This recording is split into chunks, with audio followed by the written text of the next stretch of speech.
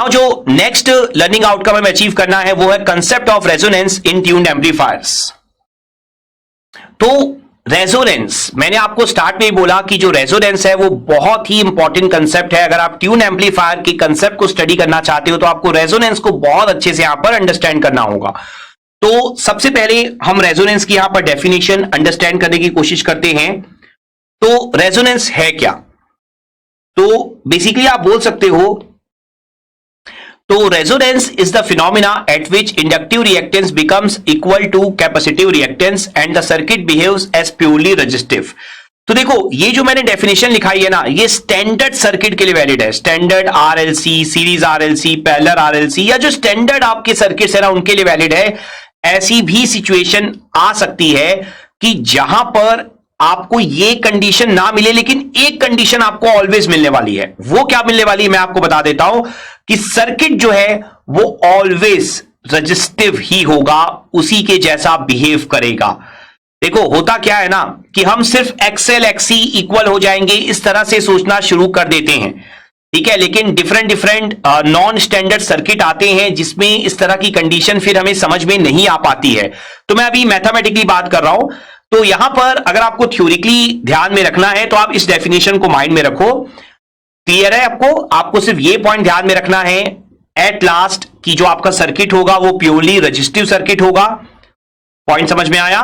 और यहां पर आपका जो इमेजिनरी पार्ट होगा ना वो कंप्लीटली जीरो हो जाएगा। जैसे कि अगर मैं आपको एक एग्जांपल दूं, लेट सपोज, हम आगे जाकर वैसे पढ़ेंगे आगे आने वाले लेक्चर में, लेट सपोज आपको सीरीज आरएलसी सर्किट में जेड की वैल्यू मिलती है आर प्लस जे ब्रैकेट में एक्सएल माइनस एक्ससी। ये कैसे आएगा मैं सारी चीजें आपको पढ़ाऊंगा नेक्स्ट लेक्चर में। अभी जस्ट मैं आपको एग्जांपल दे रहा हूं। तो अगर आप रेजोनेंस की बात करोगे तो आर प्लस जे, तो जो जे वाला टर्म है वो पूरा जीरो हो जाएगा, मतलब इमेजिनरी पार्ट आपका जीरो हो जाएगा। आपको सिर्फ और सिर्फ रियल पार्ट मिलेगा। रियल मींस रेजिस्टिव पार्ट मिलेगा। ये पॉइंट आपको यहां पर ध्यान में रखना होगा। रेजोनेंस वैसे जो टॉपिक है आप ऑलरेडी पढ़ चुके हो, बहुत डिटेल में आपको पढ़ाया गया है पहले भी। तो यहां पर जस्ट मैं ब्रीफ में आपको इंट्रोडक्शन देने वाला हूं रेजोनेंस का। तो रेजोनेंस की अगर हम बात करें ना, तो यहां पर मैं आपको एक बहुत ही इंपॉर्टेंट रेजोनेंस कर्व सिखाने के लिए जा रहा हूं। रेजोनेंस कर्व आपके साथ डिस्कस करूंगा। वैसे ये कर्व आप नेटवर्क थ्योरी में भी पढ़ते हो, कम्युनिकेशन सिस्टम में भी पढ़ते हो, बेसिक इलेक्ट्रॉनिक्स में भी पढ़ते हो, सब जगह आप यहां पर स्टडी करते हो। लेकिन यहां पर ये जो कर्व है आपका, ये कर्व आपको ऑलवेज साथ लेकर चलना होगा अगर आप ट्यून एम्पलीफायर के कंसेप्ट को अंडरस्टैंड करना चाहते हो। तो आप ध्यान से अंडरस्टैंड करना इस कर्व को। तो यहां पर मैंने आपके लिए रेजोनेंस कर्व ड्रॉ कर दिया है। ये जो आपका रेजोनेंस कर्व है ना, बेसिकली ये मैंने सीरीज आरएलसी सर्किट को ध्यान में रखते हुए बनाया हुआ है। लेकिन आपको अभी इसे लाइक एग्जांपल लेना है। देखो, कर्व आपका ऑलवेज ऐसे ही बनेगा। सीरीज रेजोनेंस सर्किट में आप करंट वर्सेस फ्रीक्वेंसी का कर्व बनाते हो, तो वो मैंने आपको यहां पर शो किया है। आपको यहां पर ऐसा लेना है कि कोई आपका यहां पर एक सिग्नल है, ठीक है, करंट सिग्नल है वर्सेस फ्रीक्वेंसी। यहां पर मैंने आपको कर्व शो किया है। आपको बेसिकली इस कर्व को अंडरस्टैंड करने की कोशिश करनी है। तो आप ध्यान से यहां पर समझने की कोशिश करना। ये जो आपका रेजोनेंस है, बेसिकली रेजोनेंस पे ना आप देख पा रहे होंगे कि जो फ्रीक्वेंसी है ना एफ नॉट, मैंने ये रेजोनेंस फ्रीक्वेंसी ली है। तो आप देखो एट रेजोनेंस हो क्या रहा है कि आपको मैक्सिमम एम्पलीट्यूड मिल रहा है करंट का। आप देख सकते हो आई मैक्स, ठीक है। तो जैसे मैंने आपको बोला था ना, जब मैंने आपको एग्जांपल दिया था आज के लेक्चर में, मैंने आपको क्या एग्जांपल दिया था? टीआरएफ रिसीवर का एग्जांपल दिया था, ठीक है। मैंने आपको क्या बताया था? ट्यूनिंग के लिए आप ट्यून एम्पलीफायर का यूज करते हो, जहां पर आप क्या करते हो, जो डिजायर्ड सिग्नल है उसको आप मैक्सिमम गेन देते हो और अनडिजायर्ड सिग्नल को आप क्या दोगे? लेसर गेन दोगे। तो होता क्या है ना, आप क्या करते हो, जो ट्यून एम्पलीफायर है, ठीक है, उसकी फ्रीक्वेंसी को आप सेट कर देते हो। ट्यून एम्पलीफायर की फ्रीक्वेंसी मींस क्या होता है? Resonance frequency F not. तो ट्यून एम्पलीफायर की फ्रीक्वेंसी को आप सेट कर देते हो जो डिजायर्ड सिग्नल, जो इनकमिंग सिग्नल है ना, उसकी फ्रीक्वेंसी के इक्वल। जिससे होता क्या है कि जो डिजायर्ड सिग्नल है, देखो उसको सबसे ज्यादा आई मैक्स दिख रहा है, मैक्सिमम गेन मिलेगा, और जो बाकी के सिग्नल्स रहेंगे उनको कम गेन मिलेगा। आप देखो जो रेजोनेंस फ्रीक्वेंसी है उस पे सबसे मैक्सिमम गेन है, बाकी जगहों पे गेन लगातार कम हो रहा है। दोनों साइड रेजोनेंस फ्रीक्वेंसी से जितना आप दूर जाओगे उतना गेन कम मिलेगा आपको। तो ये इंपॉर्टेंट बात होती है। तो आप यहां पर क्या अंडरस्टैंड कर सकते हो कि रेजोनेंस वो फिनोमिना है जिसमें जो आपका इमेजिनरी पार्ट है वो कंप्लीटली जीरो हो जाता है, कंप्लीटली आपको क्या मिलता है, एक तरह से रजिस्टिव सर्किट मिलता है, और रेजोनेंस पे या रेजोनेंस फ्रीक्वेंसी पे आप अंडरस्टैंड कर सकते हो कि आपको मैक्सिमम गेन मिलेगा, ठीक है, मैक्सिमम सिग्नल स्ट्रेंथ आपको मिलेगी, ठीक है। तो यहां पर एफ नॉट आपकी क्या है, एफ नॉट है आपका रेजोनेंस फ्रीक्वेंसी। ये पॉइंट यहां पर आपको बहुत अच्छे से समझ में आना चाहिए। मैं यहां पर जस्ट आपके साथ ब्रीफ में ही डिस्कशन कर रहा हूं ताकि आपको आइडिया लग जाए रेजोनेंस का। और यहां पर अब जो आपकी सिचुएशन है वो नेक्स्ट क्या है कि FL और FH क्या है, तो आप ध्यान से अंडरस्टैंड करो। FL और FH अगर मैं आपको पहले नाम बता दूं, वैसे ये आप पहले भी पढ़ चुके हो। FL आपका क्या होता है, lower cut off frequency. Analog circuits में मैंने ये कंसेप्ट आपको बहुत बार पढ़ाया हुआ है, एम्पलीफायर के टाइम पे भी हमने बहुत डिटेल में डिस्कस कर रखा है। और FH क्या होता है आपका, FH आपका होता है higher cut off frequency. Clear हो गया ये कंसेप्ट आपको अच्छे से। और यहां पर बेसिकली जो बैंडविड्थ का फॉर्मूला होता है वो क्या होता है आपका, FH माइनस FL। ये भी हम लोग बहुत डिटेल में बहुत बार स्टडी कर चुके हैं। देखिए अब जैसे मैंने आपको बोला कि यहां पर जस्ट मैं आपको ब्रीफ इंट्रोडक्शन देने वाला हूं, पहले आप रेजोनेंस को स्टडी कर चुके हो, तो आप ध्यान से देखो एफ नॉट जो आपका होता है ना, आपको यह ध्यान में रखना है कि एफ नॉट जो फ्रीक्वेंसी होगी, जो रेजोनेंस फ्रीक्वेंसी होती है, वो ऑलवेज आपकी अंडर रूट FH FL के इक्वल होती है। यह आपके लिए एक इंपॉर्टेंट फॉर्मूला हो सकता है, तो अगर कहीं भी ये फॉर्मूला यूज होगा तो आप इसे ध्यान में रख सकते हो, ठीक है। वैसे अदर सब्जेक्ट्स में इसकी इंपॉर्टेंस बहुत ही ज्यादा है, F naught is equal to under root FH FL, ये पॉइंट आप ध्यान में रखना। इसके अलावा ये जो आपको आई मैक्स आपको दिखाई दे रहा है, करंट, मैक्सिमम करंट, देखो आई मैक्स अपॉन आपने क्या किया, √2 किया। तो जैसे ही आप यहां पर आई मैक्स अपॉन √2 करते हो, क्लियर है पॉइंट, तो यहां पर हो क्या रहा है, बेसिकली वो यहां पर ये रहा है कि जैसे ही आप आई मैक्स अपॉन √2 पे आए, आप देखो यहां पर देखो फ्रीक्वेंसी आपको क्या मिली, FH और FL, मतलब एक आपको फ्रीक्वेंसी रेंज मिली FH माइनस FL, आप देख सकते हो। और जो FH माइनस FL है वही आपका क्या है, बैंडविड्थ है। तो इसका मतलब क्या है कि रेजोनेंस कर्व के थ्रू जो भी आपको मैक्सिमम सिग्नल स्ट्रेंथ मिल रही होगी, यहां पर करंट का एग्जांपल है, कहीं और कुछ और भी हो सकता है, जो भी आपको मैक्सिमम सिग्नल स्ट्रेंथ मिल रही होगी वो कहां पर मिल रही होगी, रेजोनेंस फ्रीक्वेंसी पे। तो आपको क्या करना है, मैक्सिमम सिग्नल स्ट्रेंथ में डिवाइड बाय √2 करना है। जहां पर भी आप पहुंचोगे उसके रेस्पेक्ट में फ्रीक्वेंसी रेंज देख लो, वो ऑलवेज क्या होती है, आपकी बैंडविड्थ होती है।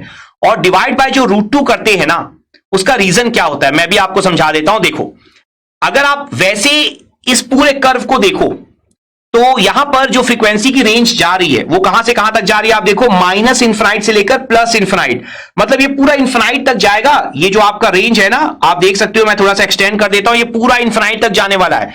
तो अगर आप बैंडविड्थ वैसे निकालोगे ना पूरे के पूरे कर्व को देखते हुए, तो आपकी बैंडविड्थ आ जाएगी इन्फिनिटी।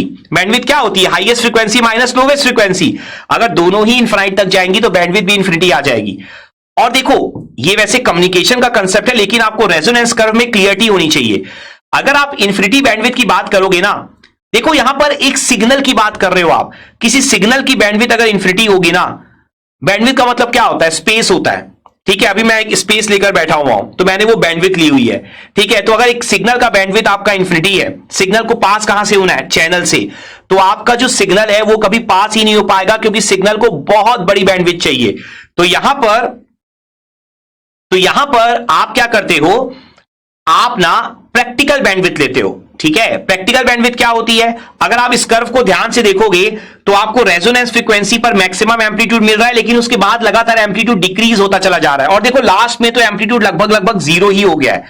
तो प्रैक्टिकल बैंडविड्थ क्या होती है कि 100% सिग्नल को भेजने की जगह आप क्या करते हो, आप यहां पर 98% इंफॉर्मेशन को सेंड करते हो।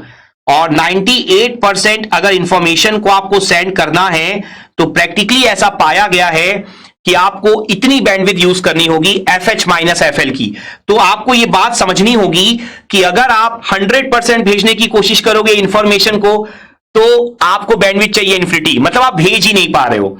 लेकिन अगर आप 98% इंफॉर्मेशन को सेंड करने की कोशिश करोगे तो आप सेंड कर पाओगे। देखो बैंडविड्थ आपकी फाइनाइट हो गई, FH माइनस FL।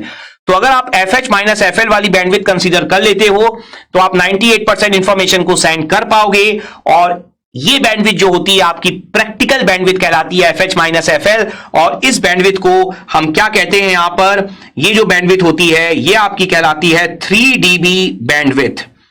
ठीक है, तो अगर आपको कभी भी 3 dB बैंडविड्थ पूछे तो समझ जाना ये प्रैक्टिकल बैंडविड्थ की यहां पर बात हो रही है। देखो आपको प्रैक्टिकल नॉलेज भी होना चाहिए। क्लियर हो रहा है पॉइंट? तो मैं इस लाइन को फिर से आपके लिए रिपीट कर रहा हूं क्योंकि बहुत इंपॉर्टेंट है। वैसे आप अदर सब्जेक्ट्स में पढ़ते हो इस पॉइंट को, लेकिन फिर भी आपको जानना जरूरी है कि आप यहां पर ना जब बैंडविड्थ की बात कर रहे हो तो किसी सिग्नल की बात कर रहे हो। सिग्नल किसी चैनल से पास होगा तो सिग्नल की बैंडविड्थ जितनी कम होगी ना उतना बेटर है, उतना आसानी से आप पास करवा पाओगे। मैं आपको सिंपल लैंग्वेज में समझा रहा हूं। और इस कर्व के हिसाब से अगर बैंडविड्थ निकालोगे तो बैंडविड्थ होती है highest frequency minus lowest frequency, तो इन्फिनिटी हो जाएगी। तो पूरा सिग्नल भेजने के चक्कर में या पूरी इंफॉर्मेशन भेजने के चक्कर में आप कुछ भी नहीं भेज पाओगे। तो बेटर है ना कि 98% भेज दें। तो यहां पर उसके लिए आप क्या यूज करते हो, प्रैक्टिकल बैंडविड्थ 3 dB बैंडविड्थ। अब अगर मैं आपको यह भी समझा दूं कि ये 3 dB कहां से आया, तो देखो dB हम लोगों ने थ्रू आउट द सिलेबस पढ़ रखा है। यहां पर आप करंट की बात कर रहे हो, मतलब सिग्नल की बात कर रहे हो। मैंने हमेशा क्या सिखाया है कि जब भी आप सिग्नल की बात करते हो dB क्या होता है आपका 20 log 10। तो अगर आपको चेक करना है तो आप निकाल कर देख लो कैलकुलेटर से, 20 log 10 1/√2 आप करो। ठीक है, 20 log 10 1/√2 आप देखना आपका आंसर आएगा -3 dB। ठीक है, 3 dB आपको आंसर वहां पर मिलेगा, माइनस इट्स ओके, लेकिन जो वैल्यू है वो मैं आपको बता रहा हूं, 3 dB आपको आंसर मिलेगा वहां पर। और जो आपको 3 dB आंसर मिलेगा ना, उसी कारण जब आप Imax से Imax/√2 करते हो और अगर आप 1/√2 का dB निकालोगे तो जो 3 dB आंसर मिल रहा है उसी कारण इस बैंडविड्थ का नाम दिया जाता है 3 dB बैंडविड्थ। क्लियर है? तो रेजोनेंस कर्व में आपको ये नॉलेज ऑलवेज होना चाहिए कि F0 क्या होता है। और अगर यहां पर मैं ना स्टैंडर्ड रेजोनेंस कर्व की बात करूं तो जो आपको F0 का जो फॉर्मूला मिलेगा, अगर मैं स्टैंडर्ड रेजोनेंस सर्किट की बात करूं तो F0 का आपको फॉर्मूला मिलेगा 1/2 पाई √LC। और यहां पर अगर आप ओमेगा नॉट की बात करो तो आंसर मिलेगा 1/√LC। मैं आपको प्रूफ भी करके दिखाऊंगा आगे आने वाले लेक्चर्स में। और यहां पर अगर आपसे एग्जाम में यूनिट पूछेगा हर्ट्ज तो आप ऐसा लिखोगे, और अगर आपको एग्जाम में यूनिट दिया होगा रेडियन पर सेकेंड तो आप लिखोगे ओमेगा नॉट। ठीक है, तो आपको यहां पर ओमेगा नॉट, F0, इसके अलावा FH, FL, बैंडविड्थ, इसके अलावा नेक्स्ट लेक्चर में हम क्वालिटी फैक्टर भी स्टडी करेंगे जब मैं आपको सीरीज और RLC पैरेलल सर्किट समझाऊंगा। तो ये सारी नॉलेज ना आपको होनी चाहिए अगर आप ट्यून एम्पलीफायर के कंसेप्ट को अच्छे से अंडरस्टैंड करना चाहते हो, उनके टाइप्स को आप यहां पर अच्छे से अंडरस्टैंड करना चाहते हो। क्लियर हो गया? तो आई होप ये जो रेजोनेंस का मैंने आपको नॉलेज दिया है, बहुत ब्रीफ में आपको नॉलेज दिया है, आपको यहां पर बहुत अच्छे से समझ में आ गया होगा। और ये जो थर्ड लर्निंग आउटकम है आपका concept of resonance in tune amplifiers, ये भी आपने यहां पर बहुत अच्छे से अचीव कर लिया होगा। Let's have a quick knowledge check.